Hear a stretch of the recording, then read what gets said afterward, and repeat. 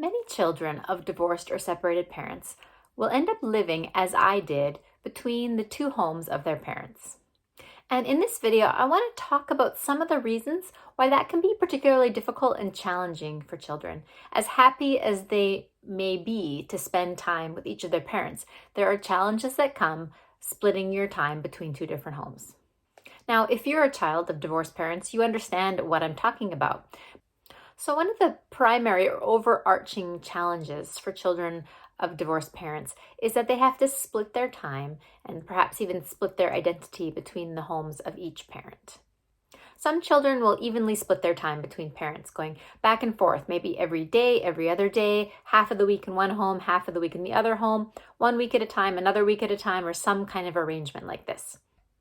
Other children will have a primary home, and then they'll visit the other parent during school holidays or weekends.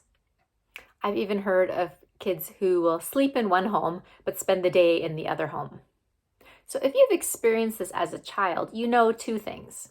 First of all, that this arrangement of splitting your time between parents simply becomes normal to you, and you might find it difficult to imagine any other type of life. And the second thing that you know is that it takes a great deal of energy and effort on your part to adapt and adjust to each home. You have to keep track of and remember what's expected of you in each place. You have to adapt and respond to the relational dynamics of each home. And you learn to do this intuitively, even without thinking about it, because splitting your time between your parents and their homes has become normal to you. But even though it's become normal, and maybe is normal still, doesn't mean that it hasn't taken a toll on you as a child and is still taking a toll on you as an adult. In this video, I'm going to explore 4 of the difficulties and differences that children have to deal with as they split their time between the homes of their two parents. The first thing is simply acknowledging the different relationship that you have with each of your parents. Now, it's really normal for kids to feel closer to one parent or the other. And this can be based on personality, on schedule, on interests, the phase of development during your life, etc.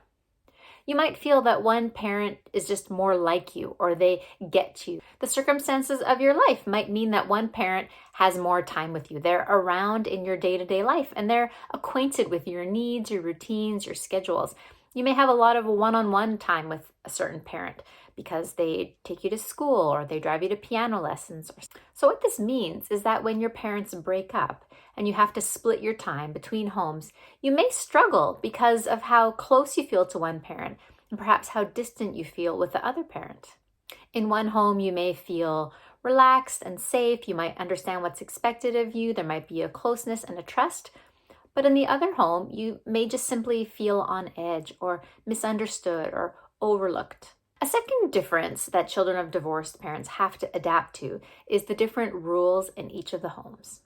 So when your parents are living together, they've negotiated some common rules and ways of doing things under that roof. Of course, there can be flexibility or some inconsistency between the parents, but there's a shared culture, a shared way of doing things. There's some commonality about when you go to bed and where and when you eat your meals and what chores and responsibilities are expected of you. But once you start going back and forth between homes, you have to learn and then remember the rules and the ways of being in each home. Let me pause here for a minute and speak about the dynamic of right after the breakup, each parent is setting up, establishing a new home for themselves. It may have been a long time since your parent and parents had been single last. Some parents will have a new partner right away. Others will stay single. Some will have relationships that come and go. And every time there's a transition, the parent and you as a child have to adapt, adjust, and renegotiate. So this leaves the child trying to understand the rules in each home. Perhaps in one home, you have to clear your plate at the dinner table. In the other home, that's not important. In one home, you have to clean your room every week. You have to help with chores or laundry. But in the other home, the parent may do all these things for you. Then as you get older, there are different rules around socializing, like who's allowed to come over, where you're allowed to go, how late you can stay out, and so on. There may be different rules around money and spending. including what you're expected to pay for in each home, the allowance that you get. A third difference you have to navigate as a child of divorced or separated parents is the different roles and expectations that are placed on you in each home. What can make this particularly challenging or confusing is simply the way that expectations are often unspoken.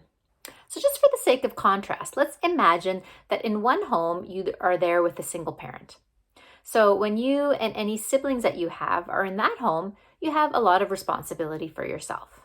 Let's say that single parent works late or is out of the house for part of each day. You may be involved in cooking, cleaning, organizing your life to some degree.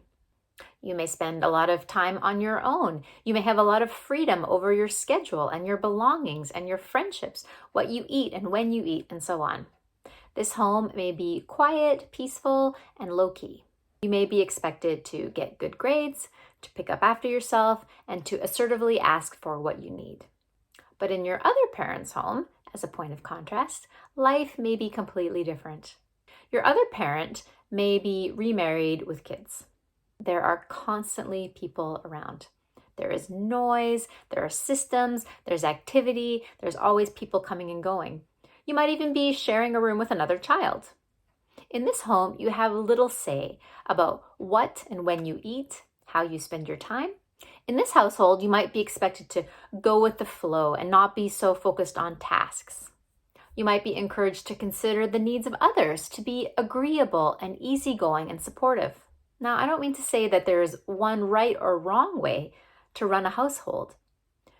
But when you have different expectations and roles placed on you as you split your time between parents, it can be incredibly confusing and disorienting. Even recognizing that in one home you might be the oldest or the only child, where in the other home you may be the middle child. One home may be punctual and tidy, the other relaxed and casual. One home may be full of laughter and play and noise, while the other might be more intense and serious and quiet. Each home and each family has its own culture and its own way of doing things. And the fourth difference is simply the different people and relational dynamics in each home. Once your parents break up, something changes in your life. The shape and configuration of each of your parents' homes and families continues to change.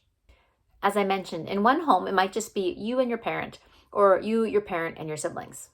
But in the other home, there is your parent and their new spouse or partner and their children.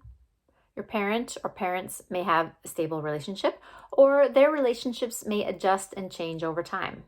Some of you will have had a parent who had many short-term relationships, people moving in, moving out, children coming along, children not there. And from the perspective of a child, it's not always easy or simple to tell what's going on between adults. Even though children can be very intuitive and pick up on the tone of a relationship, children simply don't have the ability to understand the complexities of adult relationships. It's possible that significant changes happen while you're at the other home and you miss out on what's going on. You may go to visit mom, and when you go back to dad's, there's a new person living there and their children. Or you may go visit dad and you come back to mom's and see that her partner is no longer there. So all these relational dynamics can add to the insecurity and confusion that children already feel about their life, their relationships, their family, and their place in the family. So these are a few of the challenges that children of separated parents have to deal with as they split their time between homes. So I'm curious, what other challenges have you faced as you split your time between homes? What would you add to this list? And if you found this video helpful, please like it and please subscribe to my channel so that you don't miss any future videos.